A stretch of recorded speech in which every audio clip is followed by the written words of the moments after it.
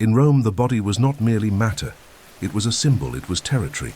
Above all, it was a political, moral, and religious instrument. Far beyond bones, blood, and flesh, the Roman body bore the weight of social expectations, the doctrines of the gods, and the constant surveillance of public order. Health, in this context, was a direct reflection of morality, balance, and discipline, three pillars that defined Roman mentality. It was not simply about being free from pain or disease, but about being aligned with the harmony that governed both the city and the cosmos. A sick body was not merely a failure of nature.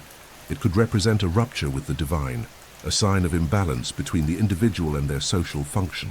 In an empire where each citizen was, in essence, a pillar of collective order, illness could be interpreted as internal corruption, something that had to be diagnosed, treated, and, if possible, corrected by the hand of medicine or divine intervention.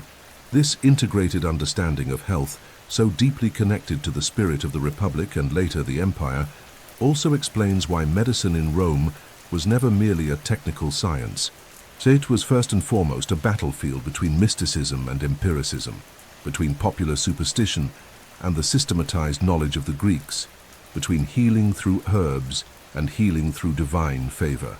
Purification rituals, public baths, sacrifices at the temple of Aesculapius, all were part of a vast cultural fabric in which care for the body was also an act of citizenship, of submission to order, of reverence to the divine, and often of resistance against chaos. Roman medicine was not born as a pure science, but as a hybrid practice, a fusion of Etruscan tradition, empirical observations, magical interventions, and foreign wisdom, especially Greek, that the Romans absorbed and adapted to their pragmatism and obsession with control. During the early centuries of the Republic, it was common for healthcare to take place within the domestic sphere. The matrona, the female head of the household, was responsible for tending to wounds, preparing herbal infusions, applying poultices, and ensuring the rest of family members. This domestic medicine, silent and often ignored by official records, was Rome's first health system.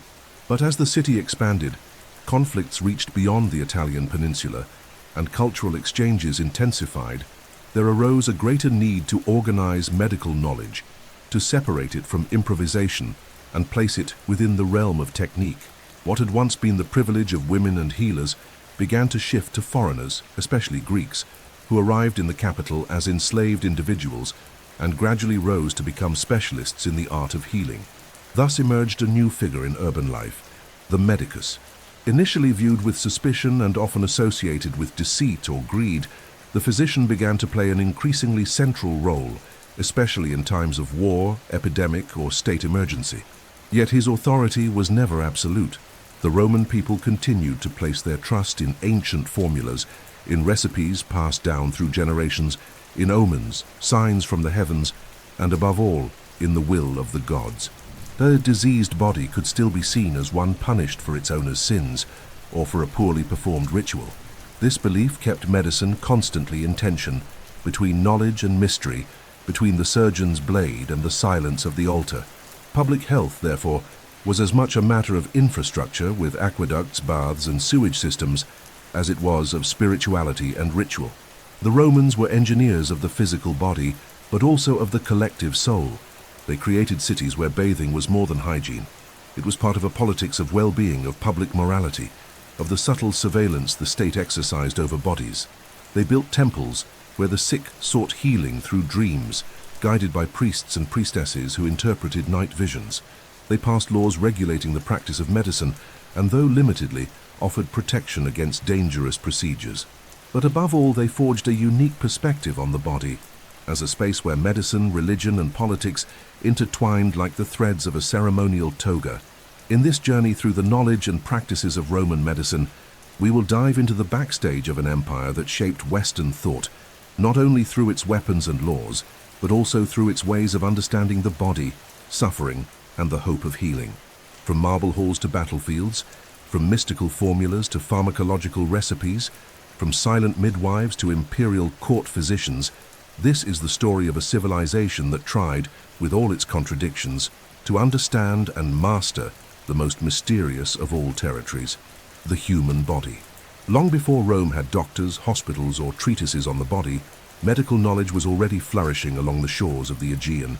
Between the temples of Epidaurus and the manuscripts attributed to Hippocrates, the Greeks built a medical tradition that combined rational observation, natural philosophy, and religious cosmology.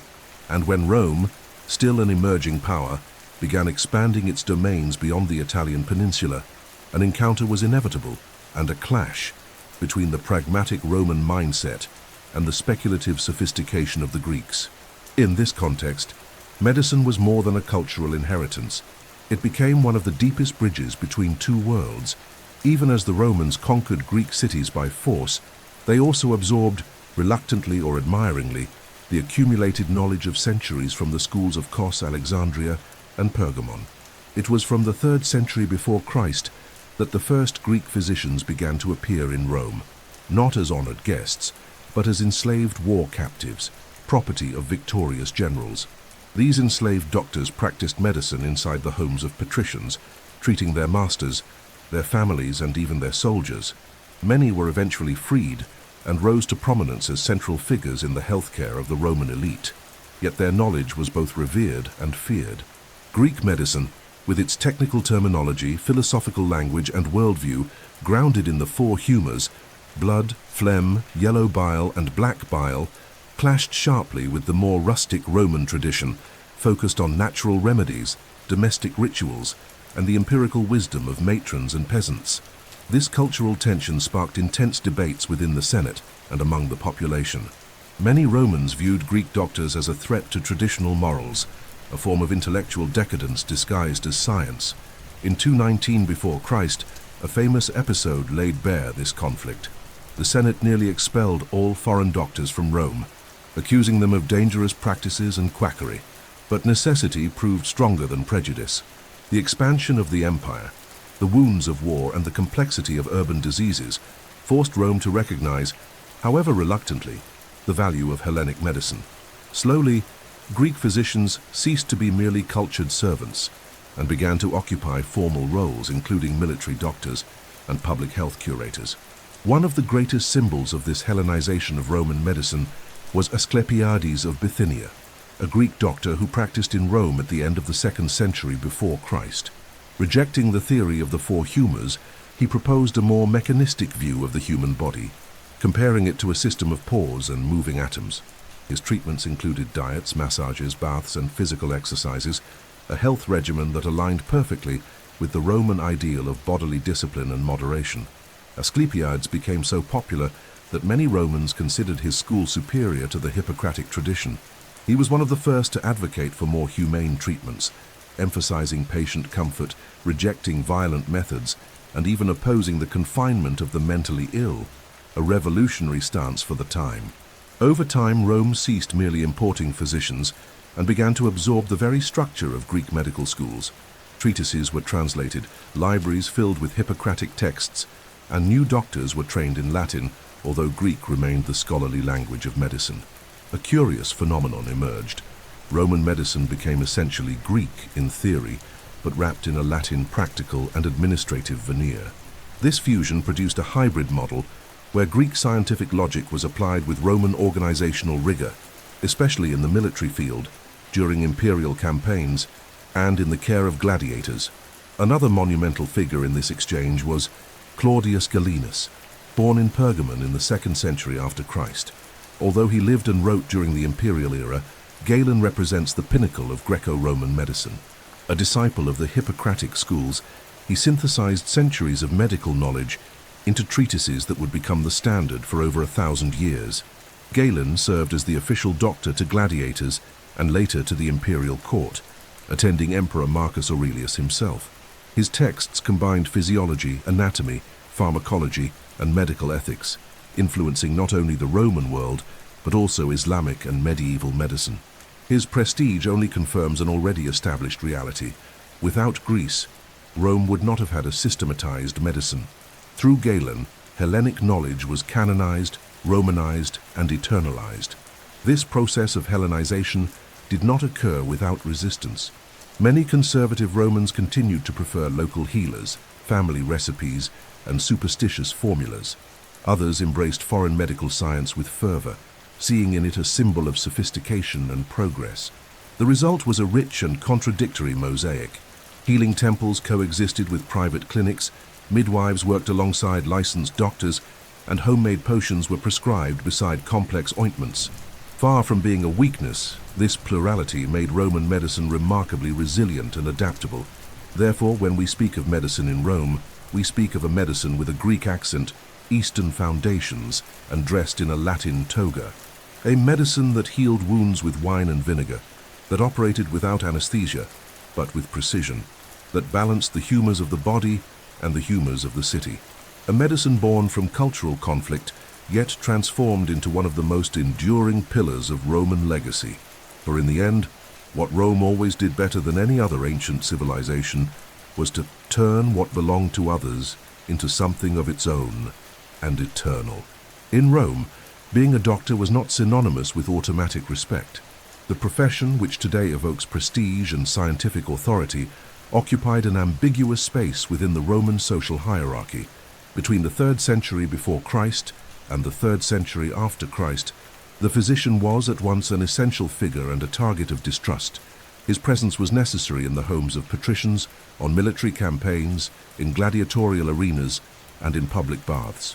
Yet his status fluctuated between that of a useful technician and an unwanted foreigner, often both at the same time.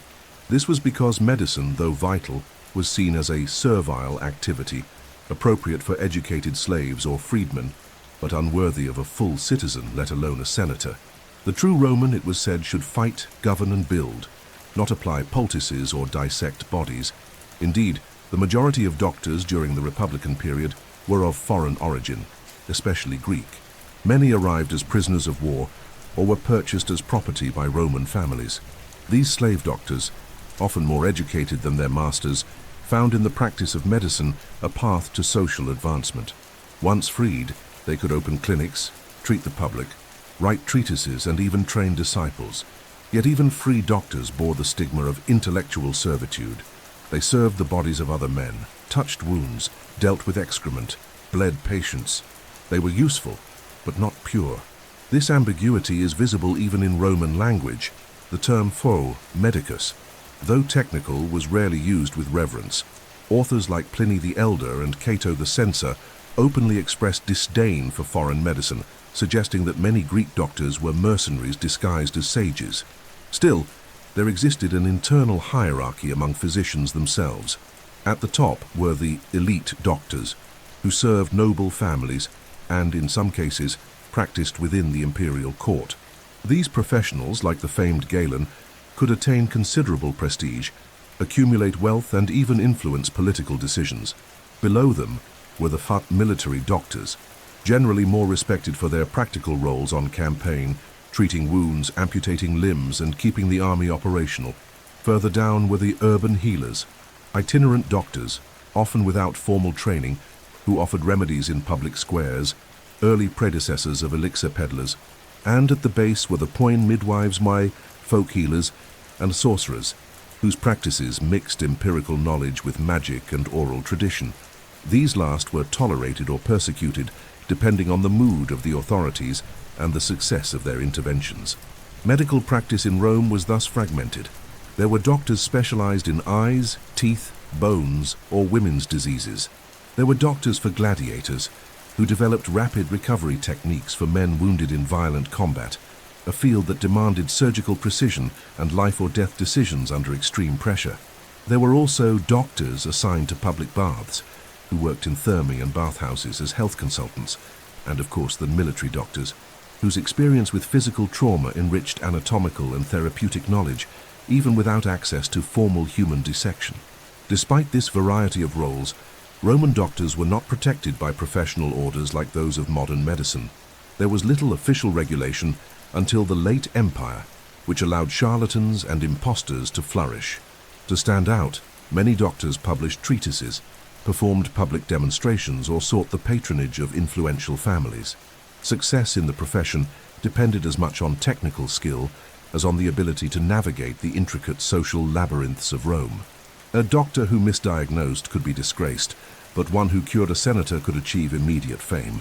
Medicine was a profession of risk and of opportunity. Prejudice, however, persisted even in the face of excellence. Doctors were accused of greed, of deceiving patients, of prescribing unnecessary treatments to prolong profit. Many satirical texts of the time, such as those by Juvenal or Martial, mocked the image of the bankrupt doctor, the arrogant healer, or the physician who killed more than he cured. Yet there was also recognition: tomb inscriptions thanking healers, public honors, statues erected in tribute to physicians who saved entire cities during epidemics. Medicine, like Rome itself, oscillated between the sublime and the vulgar, between science and spectacle. Despite social barriers, many doctors left lasting legacies. They wrote works, founded schools, compiled formulas, described diseases with rigor and humanity. Some even proposed ethical codes, anticipating concerns that would echo millennia later. Though marginalized by many elite circles, doctors were essential to the functioning of Rome as an imperial machine. They treated soldiers, attended senators, cared for slaves, protected women in childbirth. They were engineers of the body, a role far from negligible in a society obsessed with discipline, form, and order. Thus, by studying doctors in Rome, we discover more than a profession. We find a mirror of Roman society itself, with its contradictions, inequalities, and ambitions. The doctor was, in the end, an incomplete citizen, but an indispensable pillar of the empire. He healed, saved, failed, and suffered. He was foreign and essential. He served, but also commanded. And even with his toga stained with blood and sweat, he helped build one of the greatest legacies in the history of Western medicine. If there is one word that defines the Roman relationship with the opened human body, that word is ambivalence. In Rome, understanding the interior of the body was both a practical necessity and a moral taboo.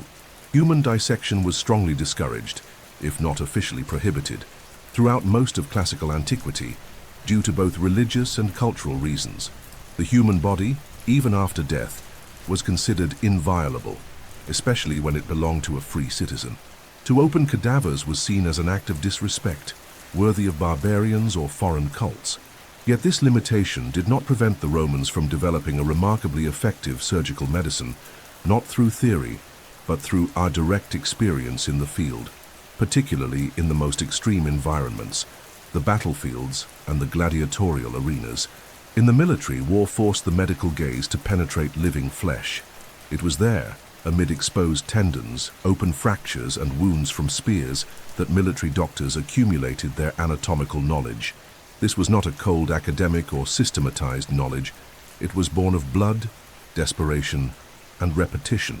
When a legionary was struck by an arrow or suffered an amputation in battle, the physician had only minutes to decide whether life could be saved. This urgency forged a class of brutally efficient specialists. It was common for Roman doctors to learn more about the human body by treating wounded soldiers than in any theoretical lesson. Animal vivisection was also employed as a substitute for human anatomy, especially in medical schools influenced by Greek thought. The Roman medical arsenal was surprisingly sophisticated. Archaeological excavations have revealed surgical instruments that astonish by their variety and precision: scalpels, forceps, saws, cauterizers, hooks, curved needles, probes, speculums, and catheters of varying sizes. Many of these tools were discovered in sites such as Pompeii and Herculaneum, suggesting the existence of well-equipped clinics.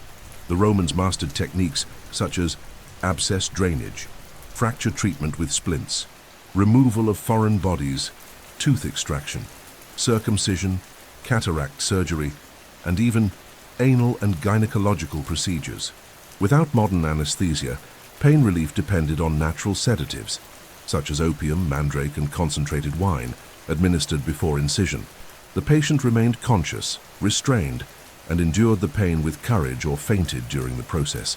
Even more notable was the practice of cauterization, widely used on both open wounds and internal lesions. The belief was that heat purified the body, burning out evil at its root. Red-hot irons were applied directly to deep cuts to stop hemorrhaging, while controlled flames were used to treat ulcers or disinfect tools. Though brutal, this practice saved countless lives, especially in the military, where infections could decimate entire legions. Boiled vinegar and wine were also used as rudimentary antiseptics. revealing an empirical concern for hygiene centuries before the microbial theory of disease. Paradoxically, while surgical practice thrived, anatomical theory remained deeply limited by the prohibition of human dissection. Much of what was known about the body's interior was based on analogies with animals, especially pigs and monkeys, and extrapolated to humans with varying degrees of error. It was Galen, in the 2nd century after Christ, who most boldly attempted to systematize human anatomy based on animal dissections. In his writings, he described muscles, tendons, bones, nerves, and even brain structures, often brilliantly, but sometimes erroneously, such as claiming the liver had 5 lobes or the heart 3 ventricles. These mistakes did not stem from ignorance, but from the lack of direct study of human corpses. In Roman households, surgery was avoided whenever possible. Infusions, massages, baths, and rituals were preferred before resorting to the blade. However, when surgery became inevitable, as in cases of dental abscesses, strangulated hernias, or complicated childbirths, doctors had to act decisively. Some gynecological procedures are described in texts by Soranus of Ephesus, a physician specialized in women's health. He detailed interventions using metal instruments within the uterus, deliveries with improvised forceps, and even fetal membrane perforations to save the mother, techniques whose boldness still astonishes today. Another area that required constant surgical intervention was that of the gladiators. These athletes of death, subjected to brutal combat for public entertainment, were also valuable investments for their owners.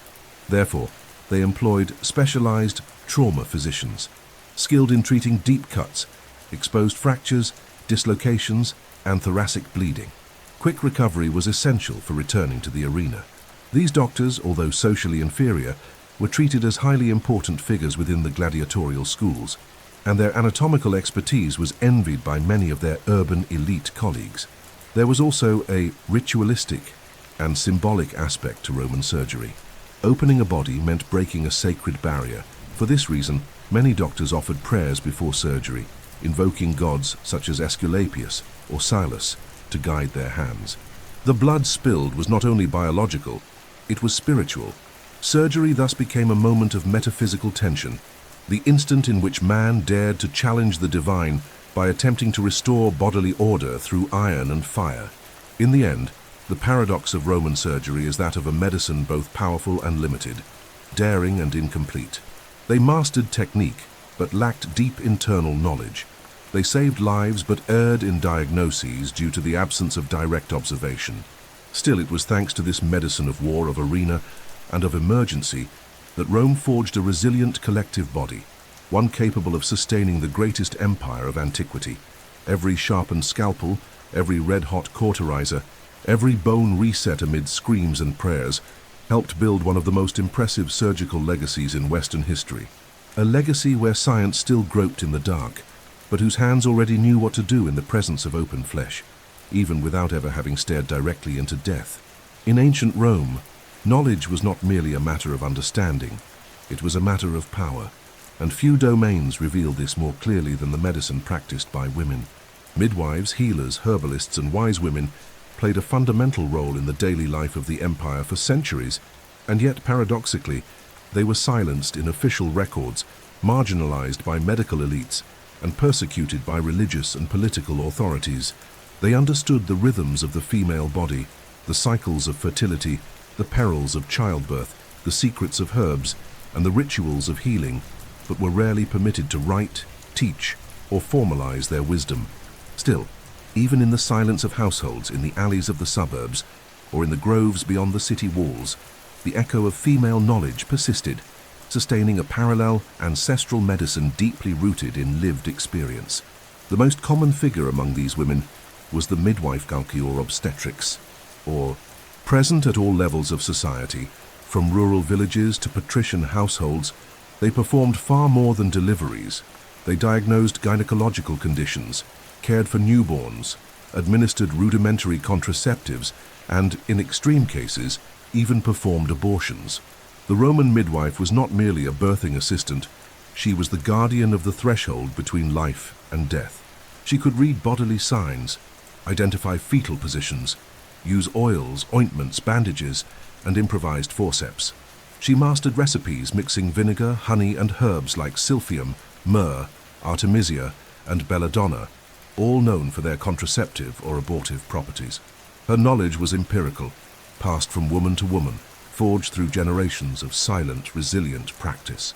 Some midwives became prominent enough to be mentioned in medical texts, such as those by Muscio and Soranus of Ephesus, authors who explored gynecology more deeply than any other in the ancient world. In their works, it becomes clear that many of these women possessed clinical skill and discernment, even without formal training. Soranus, for example, described the ideal midwife: literate, discreet, physically strong, with delicate hands, sharp memory, and free from superstition. Yet this ideal rarely matched reality. Most midwives were illiterate, poor, and learned through observation and repetition. Despite their essential role, their social standing was fragile. If a mother or baby died, they could be punished, humiliated, or accused of sorcery. Beyond midwives, there were popular healers, women who prepared home remedies, administered therapeutic baths, performed fumigations, and recited prayers. Their medicine combined empiricism and mysticism. They were sought by all social classes, especially the poor who could not afford doctors. They used local ingredients, gathered from forests, gardens, and markets. Plants such as chamomile, sage, valerian, poppy, and garlic were transformed into syrups, salves, and poultices. Some knew how to handle poisons and antidotes. Others worked with herbs that stimulated or suppressed menstruation. Many held secrets inherited from mothers and grandmothers that even male physicians could not replicate with precision. But this feminine knowledge, so vital and precious, was also dangerous in the eyes of the state and religion. From the Republic through the late Empire, Roman authorities held an ambivalent stance toward these women. On one hand, they recognized their usefulness. On the other, they feared their symbolic power and influence over the community. Certain laws aimed to restrict the activities of midwives and healers. Accusations of poisoning, witchcraft, or illicit practices were common. The stigma grew when women treated men or used unfamiliar formulas, and with the rise of Christianity, persecution intensified. Traditional practices were labeled pagan, and many healers were branded witches or servants of dark forces. Yet this silencing did not prevent women's knowledge from crossing centuries. Even without books or titles, they taught. Even without temples or honors, they healed. Even without recognition, they were remembered, not by authorities, but by the mothers, daughters, neighbors, and communities that survived thanks to their hands. Fragments of their knowledge survive in papyri, household recipes, funerary inscriptions, and scattered references in male-authored medical texts. Each of these traces reveals a parallel world of knowledge, one where the body was treated with touch, where diagnosis came from careful observation, where healing was not a miracle or a formula, but a deeply human, intimate, and spiritual process. Thus, when we study medicine in Rome, we must not confine our gaze to Galen's treatises or patrician clinics. We must descend into the basements of the domus, the courtyards of villas and the shadows of forests, where anonymous women kept alive the invisible threads of popular medicine. They healed the bodies that men would not touch, faced the pain doctors ignored, and understood what science did not dare to name. And for that, even without statues or monuments, they remain, invisible in the pages of history, but eternal in the skin of every life they helped to save. Before there were laboratories, synthetic formulas, or standardized pharmacopoeias, healing in Rome was born from the earth, in the stem of a plant, the sap of a tree, the dust of a crushed stone, the skin of an animal dried in the sun. Roman medicine, deeply rooted in empirical and religious traditions, developed a therapeutic system based on the observation of the effects of natural elements, vegetal, mineral, and animal, on the human body. This primitive pharmacy, although lacking modern scientific method, was incredibly vast, complex, and in many cases effective. Behind every infusion, ointment, or potion lay centuries of trial and error, legacies of earlier peoples such as the Etruscans, Sabines, Greeks, and Egyptians. The result was a therapeutic arsenal that shaped the foundations of Western pharmacology. The Roman herbal was a world unto itself. The Romans knew and used hundreds of medicinal plants, not only for their physiological effects, but also for their symbolic and religious meanings. Chamomile, for example, was used to soothe stomach pain and nervous crises. valerian for insomnia and palpitations, rue to ward off evil spirits and treat snake bites. Belladonna, with its anesthetic and hallucinogenic effects, was applied with extreme caution in surgeries and intense pain. Artemisia was recommended for menstrual disorders, while silphium, now extinct, was a powerful contraceptive and expectorant, so valuable that its image appeared on coins. Gathered in forests, gardens, and markets, these plants were dried, boiled, macerated, and mixed with wine, vinegar, or honey, then applied orally, topically, or by inhalation. Alongside plants, minerals and metals also played an essential role. Sulfur was burned to purify the air and treat respiratory diseases. Mercury, though toxic, was used in small doses to treat syphilis and skin abrasions. Lead, due to its abundance and malleability, was used in pipes, splints, and cosmetics, even when its harmful effects were already suspected. Salt, a symbol of purity and incorruptibility, served both to preserve food and clean wounds. Sands rich in oxides, volcanic ashes, clays, and crushed stones were part of a wide range of topical remedies for healing, detoxifying, and controlling secretions. Perhaps the greatest exponent of this vegetal mineral medicine is the treatise De Materia Medica by Dioscorides, a Greek physician and botanist who worked within the Roman Empire in the 1st century after Christ. His work, which describes around 600 natural substances with medicinal properties, became the most important pharmacological compendium of antiquity. Organized by use and origin, the book remained a reference for more than 1,500 years, influencing both Muslim and Christian medieval doctors. Dioscorides taught how to identify plants in the wild, when to harvest them, how to prepare medicines, how to apply them, and most importantly, how to recognize their risks. Though exact dosages did not yet exist, there was already concern with proportions and reactions. Beyond herbal and mineral recipes, there existed an entire world of remedies of animal origin. Pig and goose fat were used as bases for ointments and balms. Breast milk was prescribed for eye inflammations. Fish bile was applied to infected wounds. Urine, especially from children or virgins, was considered antiseptic. Honey, harvested from wild and domestic hives, was among the most versatile ingredients used to sweeten, preserve, heal, and soothe. Wine vinegar was used as a disinfectant, especially on battlefields, to wash deep wounds and surgical tools. Everything was used: ground bones, shells, feathers, hooves, bile, and even excrement, applied in certain mystical formulas and disease-expelling rituals. Among the most famous remedies was the theriacum, a complex preparation composed of dozens of ingredients, including snake meat, opium, myrrh, cinnamon, turpentine resin, saffron, wine, and honey. Originally developed as a universal antidote for poisons, the theriacum came to be used for a wide variety of ailments, from fevers to chronic pains.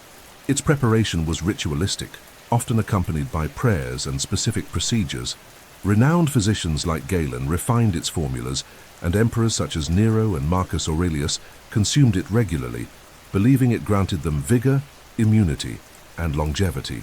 It is essential to note that the Romans did not view medicine as a pure science, but as a balance between technique and faith. For this reason, many remedies were accompanied by prayers, incantations, magical inscriptions, or symbolic rituals. A simple pain-relieving poultice might be activated by an invocation to Aesculapius. A garlic necklace against colds might bear lead-engraved words.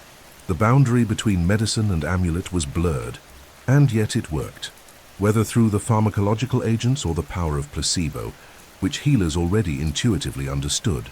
The trade of these remedies was vast and trans-imperial. Pharmacies existed in major cities, but also street vendors, herb markets, and caravans brought ingredients from Egypt, Hispania, Gaul, or the Middle East.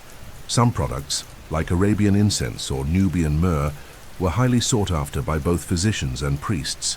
The diversity of ingredients available in Rome was astounding and reflected the very imperial power to integrate knowledge, territories, and natural resources into a single political and symbolic body.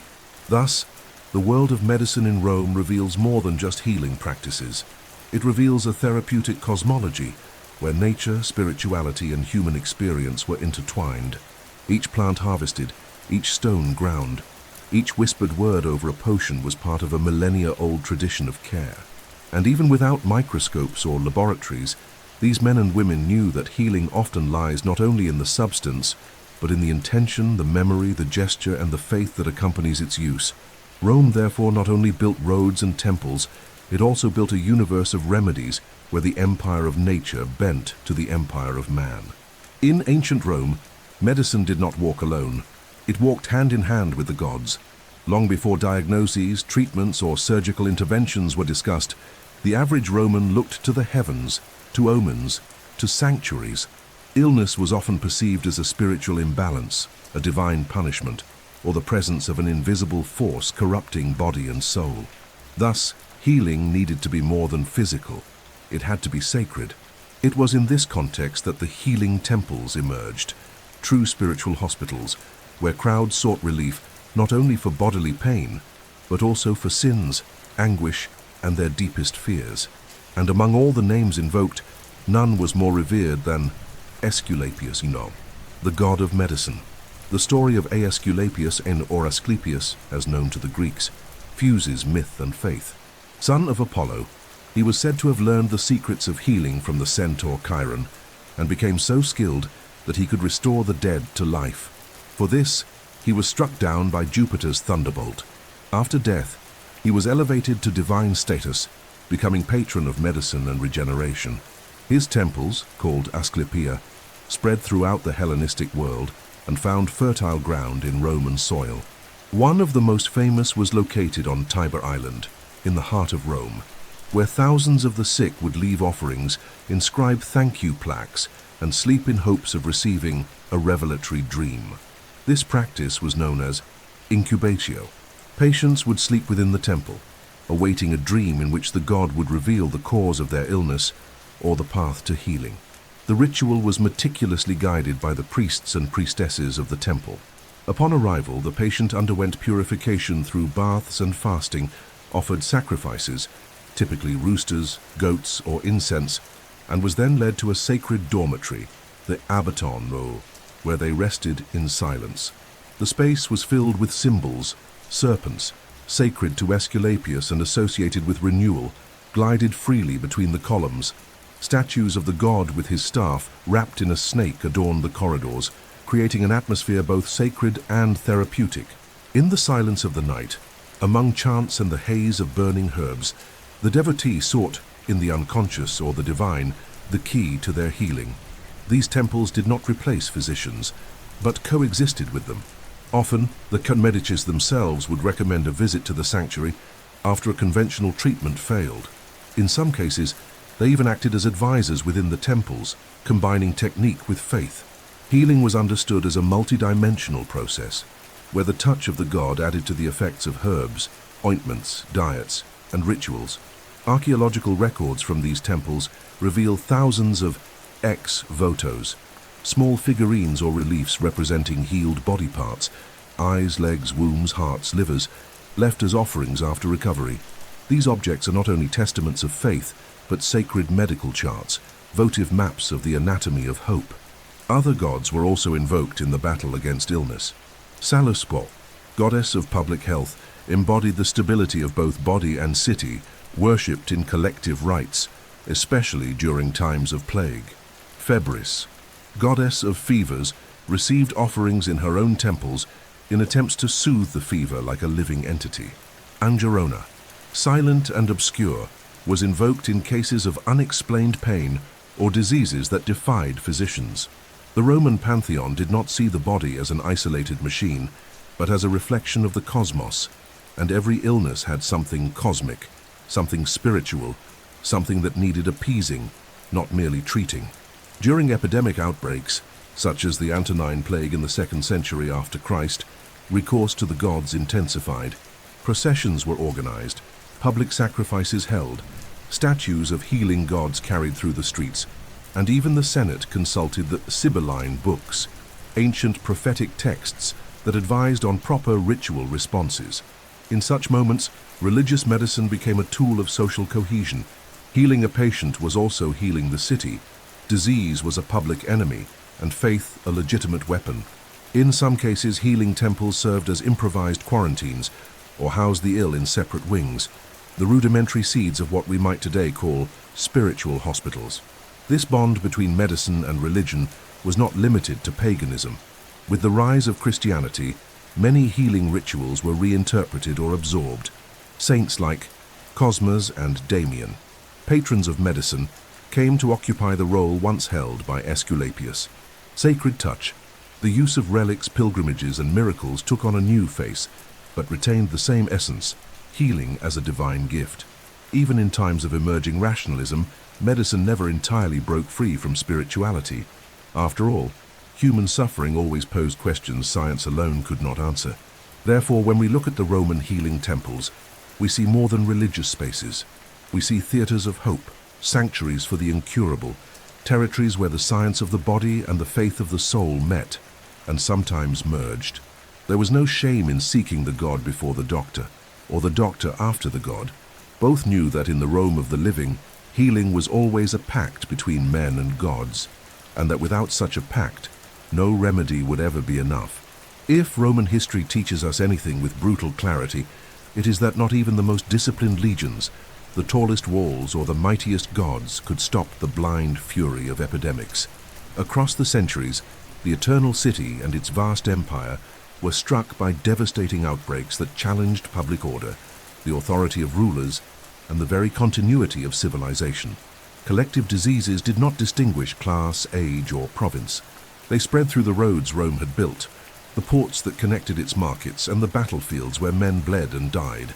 And whenever an inexplicable fever, an incurable cough, or an invisible plague fell upon the people, the same dilemma would arise: trust the budding science of physicians or fall to one's knees before the gods. The first major outbreak recorded in detailed accounts is the Antonine Plague, also known as Galen's Plague, which ravaged the empire between the years 165 and 180 after Christ. Likely introduced by soldiers returning from campaigns in the East, this epidemic, believed by some scholars to have been smallpox or measles, claimed millions of lives.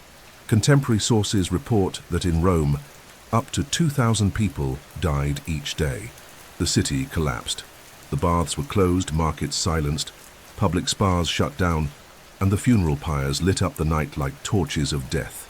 The emperor, Marcus Aurelius, stoic philosopher and symbol of imperial duty, remained in the capital and organized emergency responses. Yet even he could not escape the suffering. He lost children, friends, allies, and he died during one of the epidemic waves, leaving behind a weakened empire and a fragile succession. The physician Galen, an eyewitness to the plague, wrote extensively about its symptoms and treatments. Isolation, dietary regimens, bloodletting, smoke fumigations, herbal baths, everything was tried. Little was effective. Microbiological knowledge did not exist, and physicians relied on humoral theories and empirical observation. Galen observed that the illness struck rapidly, with high fever, severe diarrhea, skin lesions, and mental confusion. He also noted that fear killed nearly as many as the disease itself.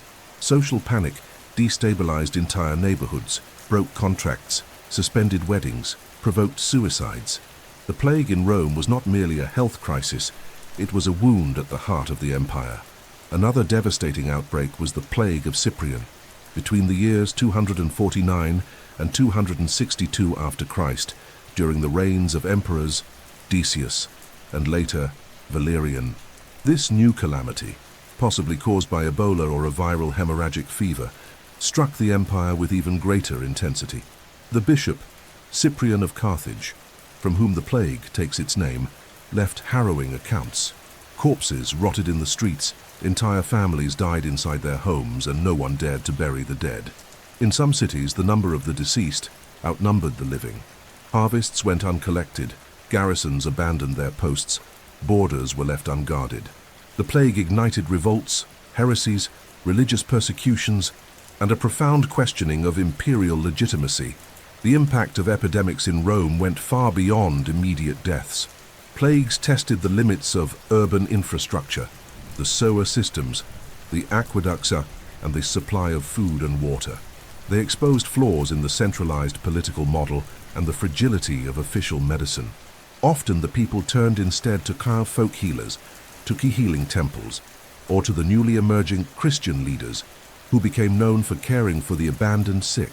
The solidarity shown by certain Christian communities during the plagues greatly contributed to the spread of Christianity, which began to be seen as a moral and spiritual alternative to the collapsing pagan system. Authorities did what they could. The Senate would declare days of fasting and sacrifice, consult the Sibylline books, authorize the building of altars and temples. In some cases, they established temporary hospices or quarantine zones in the outskirts. But lacking real knowledge of contagion or immunity, these measures rarely halted the disease's advance. Still, the fear of future epidemics left a deep mark on Roman culture. Artists, poets, and philosophers began to address themes of sudden death, impermanence, and the decay of the body more frequently. Funerary iconography became more vivid, and urban purification rites more common, as if the city itself needed to be exorcised. Yet even in collapse, Rome resisted, at times silently, at times violently. Each epidemic left visible and invisible scars, emptied neighborhoods, forgotten monuments, emergency laws, memories of mourning that echoed for generations. After each outbreak, the city would breathe again. But it was no longer the same. Collective trauma altered habits, beliefs, and customs. Medicine learned, albeit clumsily, and religion gained ground, offering comfort where reason failed. The plagues that struck Rome were not isolated accidents. They were historical catalysts. They changed dynasties, shaped theologies, redefined borders. They revealed that behind the grandeur of triumphal arches, invincible legions, and marble columns, Rome was made of flesh, blood, and fear, and that it took no army, only an invisible breath, a sudden fever, to bring to its knees what no conqueror ever could. In magnificent Rome, where marble-raised temples and legions crossed continents, the sick person was not merely a body to be healed. They were a social, moral, and logistical challenge. The way Roman civilization treated its ill revealed as much about its structures of power as it did about its relationship with the body, purity, and urban space. Unlike the modern concept of hospitals as specialized institutions, healthcare in ancient Rome was scattered, decentralized, and profoundly shaped by social status, place of residence, and above all, access to public and private infrastructure. The Roman patient was immersed in a complex web of domestic, religious, urban, and hygienic practices, each one reflecting a distinct facet of the empire. Most medical care took place inside the home. Matroni verso, trained slaves and occasionally hired physicians, were responsible for caring for the ill. The patient's bed was positioned to receive sunlight, allow air circulation, and facilitate access for caregivers. The sick received warm baths, herbal infusions, regulated diets, massages with medicinal oils, and even readings of sacred or philosophical texts. Family members and servants often remained nearby, forming a collective dynamic in the healing process. Only the wealthiest had access to a cubiculum valitudinis, a private room for isolation and rest. The poor, on the other hand, turned to midwives, neighborhood healers, or in more serious cases, to public spaces, forums, temples, or even the banks of the Tiber River. One of the pillars of Roman health culture was the public bath, but to reduce it to a mere act of cleansing would be a mistake. The thermae were social, political, and above all, therapeutic institutions. Divided into cold frigidarium, warm tepidarium, and hot caldarium zones, with pools, saunas, and massage rooms, the baths were frequented by all social classes, though in time, slots divided by status and gender. There, in addition to bathing, citizens received body treatments, inhaled herbal steam, underwent sand or oil exfoliations, and even consulted physicians who circulated through the complex, offering quick diagnostics and advice. The heated water, precisely channeled by aqueducts, was considered purifying for both body and soul. Rome's obsession with public hygiene was not merely aesthetic, it was sanitary and symbolic. The Chian aqueducts brought fresh water from distant springs to supply baths, fountains, homes, and latrines. Sewer systems, like the monumental Cloaca Maxima, diverted waste away from the urban core. Streets were paved with engineered slopes to prevent flooding, and urban cleanliness was promoted as a civic duty. To the Romans, filth signified disorder, decadence, and spiritual threat. Keeping the city clean was a way to preserve bodily and imperial balance. Not by chance, the goddess Salus Chaos, protector of public health, was honored in festivals that combined urban purification, sacrifices, and collective bathing rituals. When domestic care proved insufficient, the sick were taken to informal hospices, known as valetudinaria. Originally intended for wounded soldiers, these facilities were gradually adapted for civilians. In military camps, valetudinaria followed rational layouts: wide corridors, high windows, isolation rooms, and areas for medicine preparation. Attention was given to ventilation, natural lighting, and treatment flow. Though not accessible to the general population, they would inspire later models of collective medical care.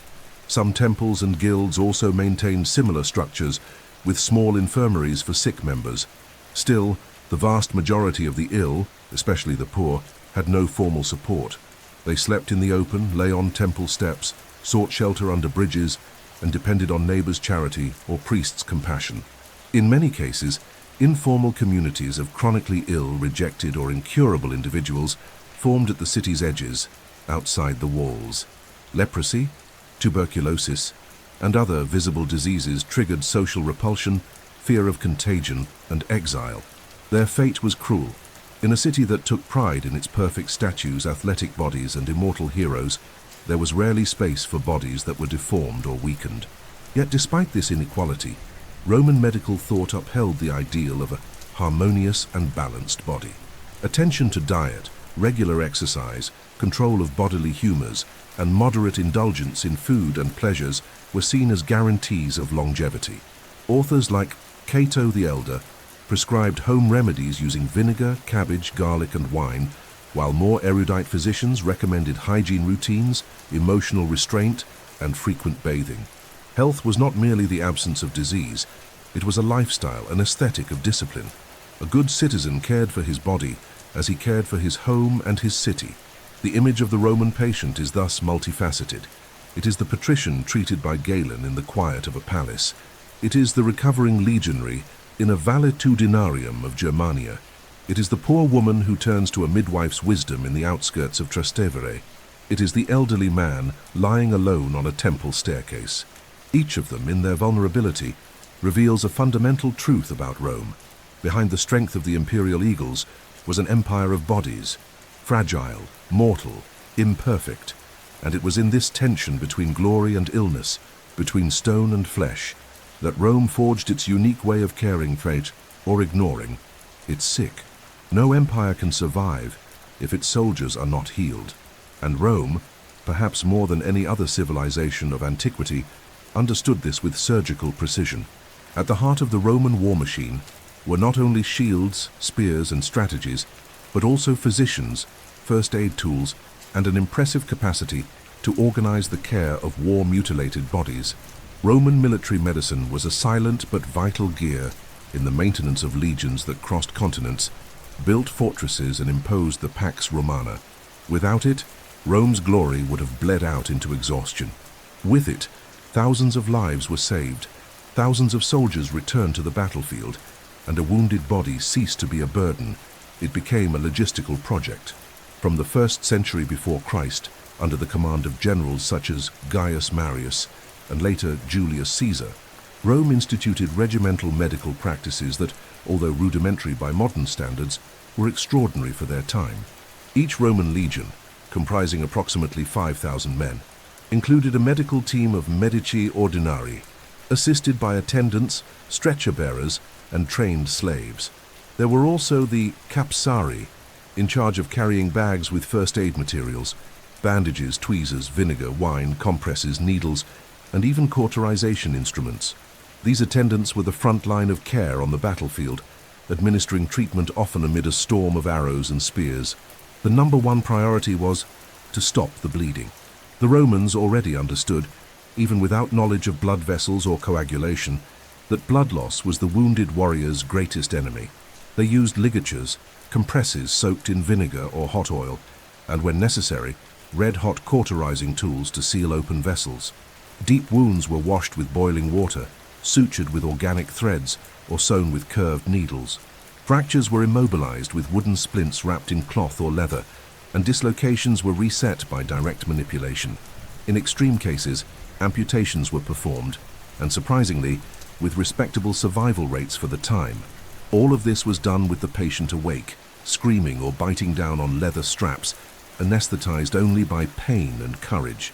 Battlefields had immobile medical stations, usually set up in tents near the combat zones.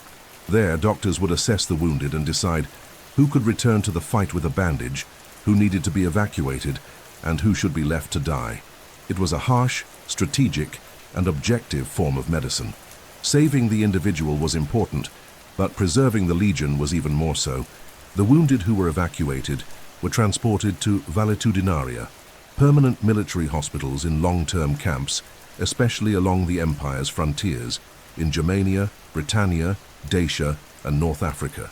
These hospitals followed standardized models, wards separated by injury type, areas for preparing medications, storerooms for instruments, and inner courtyards for air circulation. The record-keeping and monitoring of patients was also meticulous. Many valetudinaria kept rudimentary records of the soldiers treated, with notes on treatments, recovery time, and return to duty. This wasn't merely for charity. It served the military economy, allowing losses to be calculated, casualties to be forecasted, and replacements to be planned.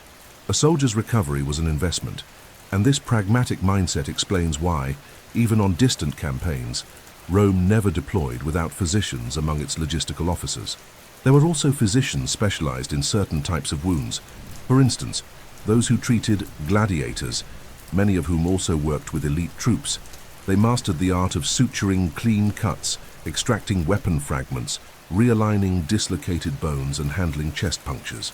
Their knowledge, gained through constant practice on living bodies, was hands-on and combat-adapted.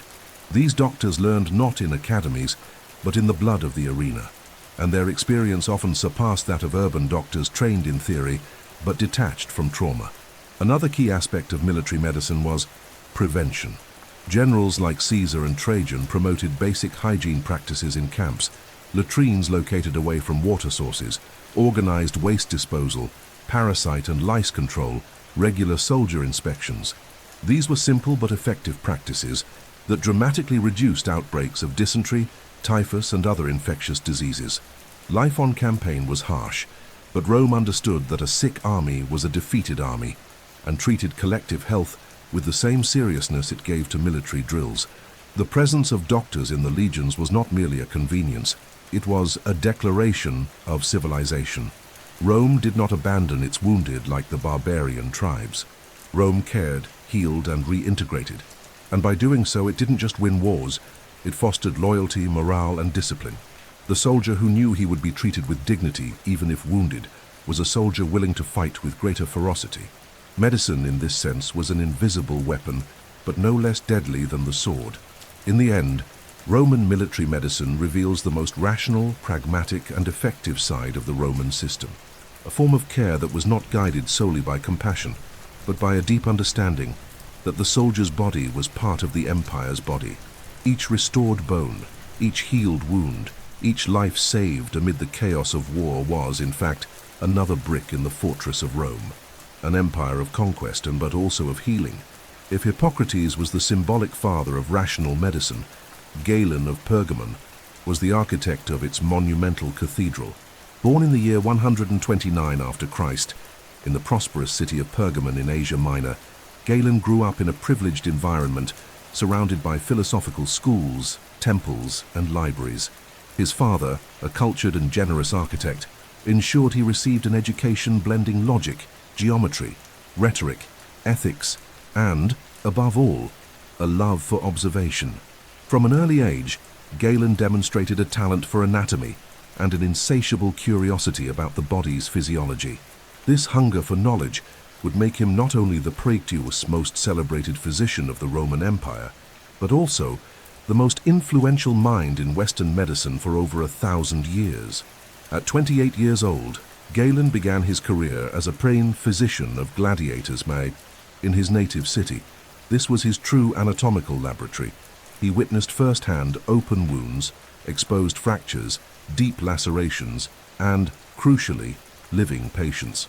This allowed him to overcome one of ancient medicine's greatest limitations, the absence of human dissection, through direct experience and animal dissection. He studied primates, pigs, cattle, and snakes with surgical attention. His descriptions of muscles, nerves, blood vessels, and internal organs were astonishingly detailed for his era. Although he retained inaccuracies, such as believing that blood was produced in the liver and consumed by the tissues, Galen arrived at surprising conclusions. He described cardiac valves, understood the role of the spinal cord, and mapped functional zones of the brain. When he moved to Rome around the year 162 after Christ, Galen found not just a city, but a stage. Amid the pillars of the Capitoline Hill and the aristocratic salons, he showcased not only his medical knowledge, but also his rhetorical talent. He performed public dissections of animals, promoted philosophical debates, challenged rivals, and wrote tirelessly. In a short time, he became the preferred physician of the Roman elite and was ultimately called to the imperial court. He served as the personal doctor to Praetor Marcus Aurelius Carus, Commodus Carus, and Septimius Severus, a privilege both rare and perilous. Yet Galen survived the palace intrigues with cunning, becoming virtually untouchable. His writings form an intellectual colossus. Approximately 600 medical, philosophical, and scientific treatises, of which roughly 150 survive today.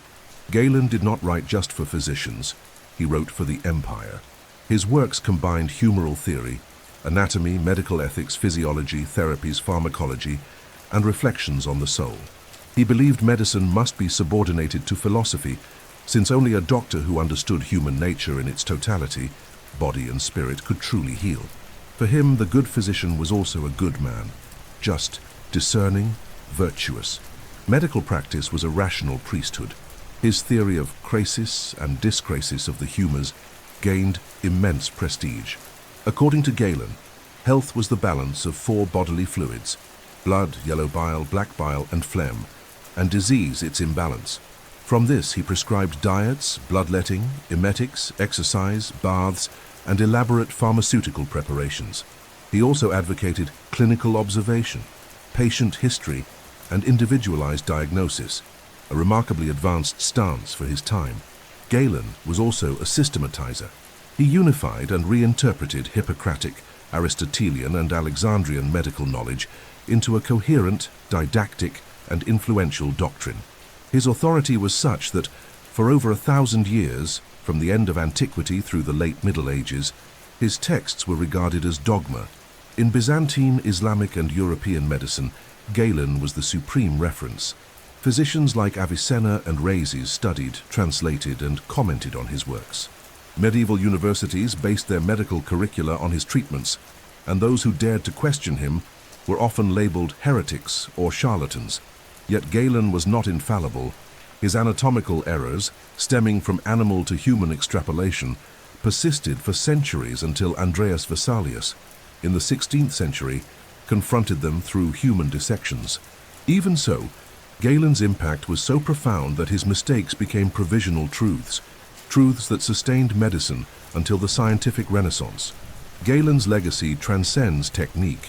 He shaped the very concept of the physician as intellectual, as a public figure and philosopher of the body. He taught that healing is not merely manipulating a diseased matter, but comprehending the nature of suffering. His voice resonated across centuries, languages, and religions. Even today, his name echoes in every anatomy lecture, every renewed Hippocratic oath, every attempt to reconcile science and ethics. Thus, in Galen of Pergamon, we find the apex of Roman medicine, a fusion of empiricism, scholarship, rhetoric, and compassion. A man who studied bodies, yes, but never ceased reflecting on the soul. And by doing so, he constructed not just a career, but an invisible monument to human knowledge. A monument that Rome bequeathed to the world, and that the world has yet to fully unravel. In ancient Rome, medicine was a direct reflection of society, hierarchical, unequal, and profoundly determined by social status. Bodily care, though essential to all, was a privilege accessed in radically different ways, depending on wealth, citizenship, and even the patient's gender. While the rich enjoyed private physicians, exclusive treatments, and personalized diets prescribed in domestic libraries, the poor relied on charity, folk remedies, and, at best, the goodwill of religious institutions or trade guilds. This disparity created two medical worlds within the same empire, one of marble and fragrant ointments, and another of dust, pain, and improvisation. Roman medicine, far from universal, was a caste-based system, a cartography of bodily privilege traced in the very veins of the city. At the top of the pyramid were the patricians and senators, whose wealth ensured access to the empire's finest physicians, often Greek, erudite, and highly experienced. These doctors were employed full-time within the domus, treated with respect when useful, and with contempt when they failed. They had at their disposal refined surgical instruments, rare medicinal wines, imported herbs, and practiced diagnoses based on humoral balance, adjusting diet, sleep, bathing, and even the patient's mood. Consultations could last hours, often accompanied by philosophical readings and debates on the nature of the soul. Some doctors maintained dedicated rooms with cabinets of medicines, personal libraries, and even trained servants to prepare formulas on demand. Below them, the equestrian class and wealthy merchants sought care in urban clinics, small facilities operating as multifunctional consulting rooms. There, patients were seen on a first-come, first-served basis, with fees paid in denarii, often in urgent circumstances. These physicians varied in training. Some were disciples of Galen, others were self-taught healers with battlefield experience or knowledge from gladiator schools. Treatments were simpler, but still rooted in recognized techniques: bloodletting, purgatives, ointments, and rudimentary osteopathic manipulations. In these spaces, medical care began to assume an urban collective form, adapted to the city's pace. The plebeians and urban workers' Carlton, however, relied on community solutions. Often the neighborhood midwife, the street corner healer, the herb vendor at the forum, or the local temple priest became their only reference points. Medicine was transmitted orally, rooted in experience and infused with rituals, prayers, and ancestral knowledge. Access to formal physicians was rare, not only due to lack of funds, but also due to cultural distance and distrust. The plebeian did not trust the physician who spoke Greek or wrote treatises. They trusted the woman who had saved their grandmother, the man who knew where to pick wild artemisia, the neighbor who knew which baths eased fevers. Popular medicine was survival medicine, harsh, instinctive, but often effective. The young Roman state, despite its exemplary organization in so many aspects, never created a universal public health system. There were, however, some notable exceptions. Public doctors, medici publica, were contracted by certain cities and paid with municipal funds to treat the poor. They were few, overworked, and poorly paid, but their role was vital. They vaccinated against outbreaks, performed minor surgeries, and prescribed affordable remedies. In times of epidemics, their services became crucial. There were also civil valetudinaria, organized by guilds, workers' associations, and temples, offering shelter and care for sick or injured members, especially among masons, sailors, and artisans. In the military realm, as seen in the previous section, healthcare was highly organized. Soldiers, even from the lower classes, received better care than many civilian plebeians. This reveals a key truth about Roman medicine. It was selective, but not strictly based on individual wealth. It responded to the individual's function for the state. A senator's slave could receive better treatment than a free plebeian if his body was deemed more valuable to the senatorial household. A gladiator from a prestigious school might have doctors on hand, while a free farmer in a remote village could die without ever seeing a scalpel. Women, meanwhile, faced even greater barriers. Rarely were they seen by male doctors. They relied almost entirely on other women. Midwives, mothers, aunts, experienced neighbors. Their gynecological health was surrounded by taboos, and their pain was often minimized or interpreted as divine punishment or emotional imbalance. Only elite women had access to more sophisticated care, usually administered out of public view and always under family supervision.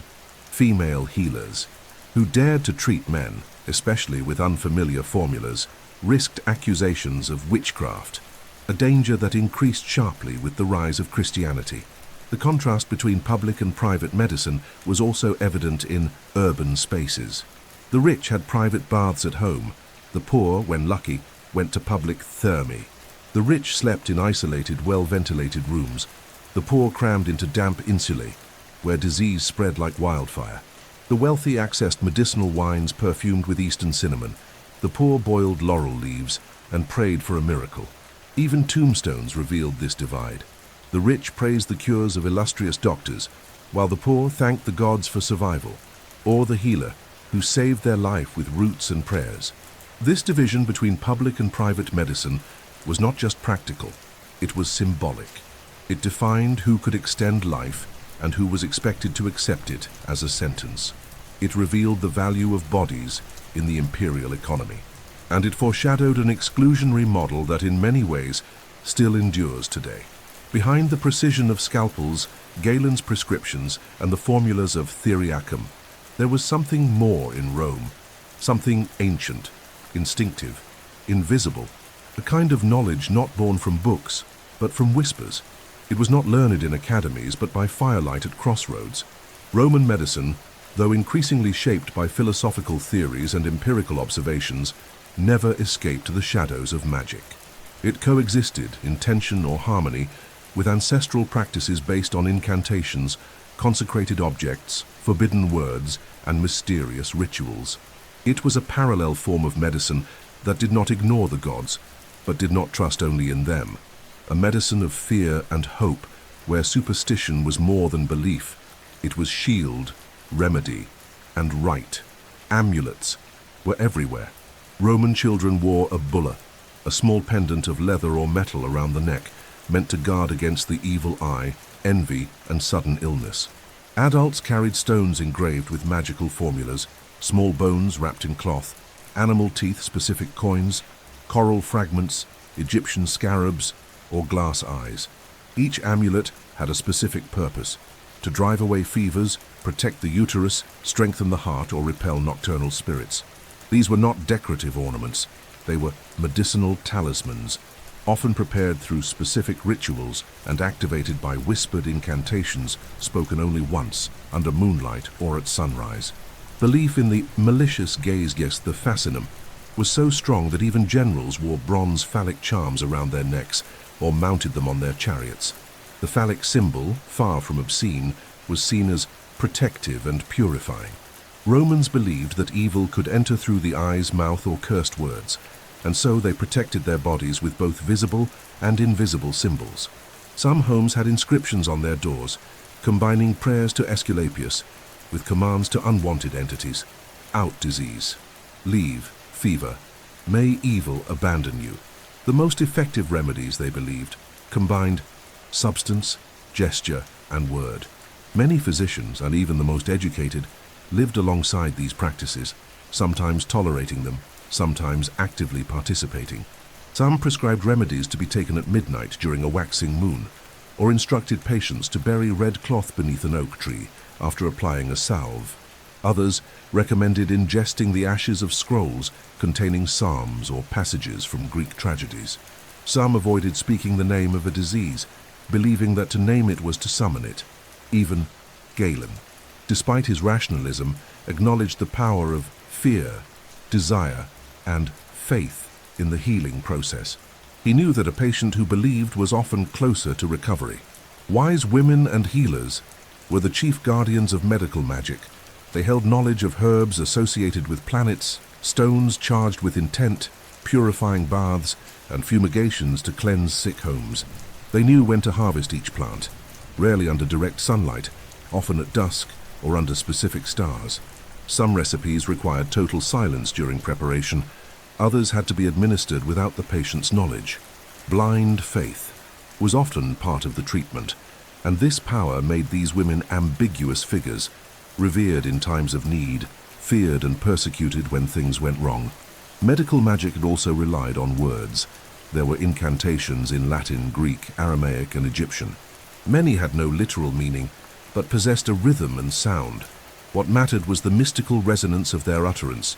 Words like abracadabra, for example, have uncertain origins, but were written in inverted triangles on parchment worn around the neck to cure fevers. Others were whispered over water before being drunk. The verb became the cure, the sound, the medicine. In moments of epidemic, these practices intensified. Markets filled with sellers of miraculous amulets. Temples received doubled sacrifices, and the sick covered themselves in symbols. Charlatans also emerged, selling false solutions with convincing speeches. But for the people, the line between fraud and healer was thin, and often faith healed more than the formula. As Christianity spread, it tried to eradicate or absorb these practices. It rejected the old gods, but embraced relics of saints, holy water, blessings, crucifixes, and formalized prayers. Medical magic transformed into spiritual healing, and amulets gave way to sacred medals. At heart, the impulse remained, to shield the body from the invisible, to seek in the supernatural what medicine could not guarantee, the certainty of healing. In Rome, superstition was not ignorance, it was strategy. It was an attempt to control the uncontrollable, to name fear, to wrap pain in layers of meaning. And though the scholarly treatises were remembered as science, it is in magical practice that we find the lived experience of thousands, perhaps millions, who for centuries trusted in what they could touch, see, and repeat. A symbol on the neck, a word on the lips, a hope in the dark. No science survives intact when a civilization collapses. And when the Roman world began to fall, not with a bang but with the slow creaking of its foundations, medicine faltered as well. Not only did bodies become sick more often, but the very knowledge about the body began to disappear. What had once been a sophisticated system of empirical practice, written tradition, sanitary infrastructure, and medical cosmology was slowly swallowed by political chaos, unending violence, and a new spirituality that viewed the body not as a temple, but as a trial. Roman medicine, once an instrument of glory and civic pride, entered a long process of erasure, dilution, and forgetfulness, a twilight of 1,000 dull blades, where scalpels gave way to prayers and knowledge was replaced by fear. The decline began almost imperceptibly. From the 3rd century after Christ onward, Rome faced successive crises: civil wars, uncontrollable inflation, instability at its borders, epidemic outbreaks, and growing distrust of traditional institutions. The pagan medical schools, once active and internationally renowned, began to suffer from lack of resources, the exodus of teachers, and the destruction of libraries. Cities such as Alexandria, Antioch, and Pergamum, vital centers of anatomical and pharmacological knowledge, saw their hospitals abandoned, their treatises left uncopied, their doctors dispersed or killed. With the rise of Christianity as the official religion, pagan medicine, especially that based on healing deities, ritualistic practices, and Greco-Roman texts, came under increasing suspicion. Cults to Asclepius were shut down or converted into churches. Midwives and healers were monitored, and in some cases persecuted. Even the great figures of classical medicine, like Galen and Hippocrates, began to be read only by a restricted group of monks and scholars, often with no full access to the original texts. Bodies ceased to be analyzed as natural organisms and were reinterpreted through theology. Disease as divine punishment, pain as spiritual purification, death as a transition to another life. With the Parmsais fall of Rome in 476 after Christ, the West plunged into a period of political and cultural fragmentation. Cities were emptied, aqueducts fell into disrepair, public baths turned to ruins, and sewers clogged. Urban hygiene collapsed. Remedies became scarce, surgical tools rusted. Doctors abandoned their posts or took refuge in monasteries. And with them went the precise memory of techniques, proper cauterization, the exact point to drain an abscess, the dosage of a sedative, the method to realign a fracture. Knowledge became superstition, medicine became relic, care became miracle. In the absence of formal physicians, hybrid figures emerged. Healer monks, who combined prayer with rudimentary recipes based on the few remaining texts. Folk healers, who mixed paganism with early Christianity, and wise women or witches, who preserved fragments of erased female knowledge within the cultural underground. Cities, increasingly vulnerable to plagues, began to depend on religious rites and promises of salvation. Medicine ceased to be an act of applied rationality and became a mystical domain, or a distant memory of a time when men could look at the body without shame. Even the peaky Byzantine Empire, heir to the Roman East, although it preserved part of classical medicine, could not prevent the overall erosion of the system. Treatises were copied, but partially with errors in abridged versions. Medical education survived in Constantinople, but with progressive decline, and in the West, knowledge was definitively buried with the destruction of the Library of Alexandria, the closure of pagan medical schools, and the abandonment of public health practices. The medicine that remained was fragmented, dispersed, symbolic. Galen became a mythical figure, more quoted than understood. Hippocrates turned into an unquestioned authority, but read by very few. Practical manuals disappeared. Anatomy returned to being taboo. Diseases were fought with relics, fasting, and exorcisms. Empirical knowledge, once born in arenas, battlefields, and gladiator labs, was buried under the ruins of a world that no longer knew how to name its own bones.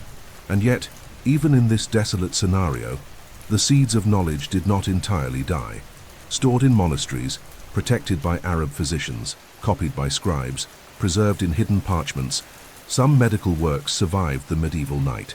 They slept for centuries, but did not vanish. They waited for the new world to awaken.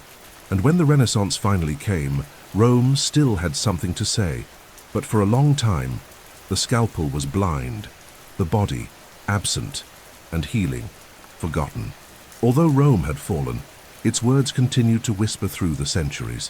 What was once studied in the forums, practiced on battlefields, written by candlelight in parchment treatises, and whispered in popular incantations was not completely lost. It slept. It slept in monasteries, in hidden manuscripts, in Arabic copies, in the spoils of looted libraries, in bones preserved in silence. But it slept with the firmness of something that would one day return. And as the Middle Ages began to fragment, the light of the ancient world began to emerge once again through the cracks of history. It was not just the rebirth of art and letters, it was the rebirth of the body, and with it, a rebirth of Roman medicine. During the darkest centuries in the West, it was the Arab physicians and philosophers who became the true guardians of Roman knowledge. In Baghdad, Cordoba, Damascus, and Cairo, names like Avicenna, Ahazes, Al-Zarawi, and Averroes not only translated the works of Galen and Hippocrates, they commented on them, criticized them, expanded them. Avicenna's canon became in practice a synthesis of Greco-Roman medical thought from an Islamic perspective. Arab medicine saw no conflict between faith and reason, between spirituality and clinical observation. The Islamic hospitals, or bimaristans, already by the 9th century, had wards, separate infirmaries, teaching rooms, internal pharmacies, and specialized physicians. This model, partially inspired by the Roman valetudinaria, was brought to Europe through the Crusades, trade, and the schools of Sicily and the Iberian Peninsula. In the 12th and 13th centuries, the first European medical universities began to appear: Salerno, Bologna, Montpellier, Paris. In their curricula, Roman medical texts, especially those by Galen, were once again read with reverence, but now in medieval Latin, interwoven with Arab teachings and Christian commentaries. It was still a theoretical medicine, deeply tied to scholasticism, but it began to rediscover the value of practice, dissection, and real anatomy. The Church, which for centuries had forbidden human dissection, slowly began to permit the study of dead bodies, still surrounded by rituals, fears, and ecclesiastical oversight, but now open to the scalpel and the eye. The true turning point came in the 15th century with the Renaissance, especially in cities like Florence, Venice, Padua, and Rome. The rediscovery of the ancient world was not just aesthetic or literary, it was deeply anatomical. Andreas Vesalius, a Flemish physician trained in Padua, broke with 13 centuries of Galenic authority by dissecting human bodies and discovering that Galen, brilliant as he was, had made serious errors due to relying only on animal dissections. In 1543, he published De Humani Corporis Fabrica, a masterpiece of anatomy, illustrated with precision and beauty, where the human body was presented as a work of art and a scientific object. It was the rebirth of the scalpel, of flesh, of the skeleton, and behind every blade, the shadow of Rome. At that time, Roman medical treatises began to circulate again with renewed breath. Printers published bilingual editions of Galen, Caelius Aurelianus, and Oribasius. Renaissance physicians no longer wanted to merely repeat formulas. They wanted to understand, and to do so, they returned to the sources. Roman medicine came to be seen not just as a legacy, but as a starting point. Rome had shown the path of rationality, experimentation, and systematization, and while its practices were outdated, its methods, observation, comparison, theorization, were more alive than ever. Roman influence was also reflected in the organization of Renaissance hospitals. Cities like Florence, Milan, and Naples invested in secular hospitals, with architecture inspired by Roman public spaces, central courtyards, colonnades, internal fountains, natural light. The body, now understood as both the expression of God and an object of knowledge, was received with dignity. Medicine ceased to be just charity. It became science once again. And Rome, with its ancient echoes, guided the steps of this new world with invisible hands. More than that, Roman medicine shaped the Renaissance medical ethics.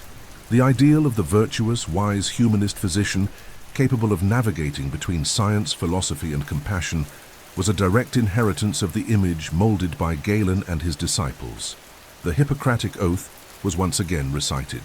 The concept of health as harmony, though now reinterpreted through modern physiology, still carried Roman cultural DNA. Even the medical vocabulary in Latin persisted: medicus, remedium, cura, diagnosis, therapia, anatomia. The language of the fallen empire remained alive in dissection halls and university libraries. Thus, the legacy of Roman medicine was not just a preserved set of techniques, it was a culture of care, a way of thinking about the body, illness, and healing. Even centuries after its fall, Rome continued to heal, teach, inspire. And at the end of this long journey, from republic to empire, from collapse to rebirth, Roman medicine proved what it may have most desired from the beginning: not just to heal the body, but to remain eternal in the memory of the world.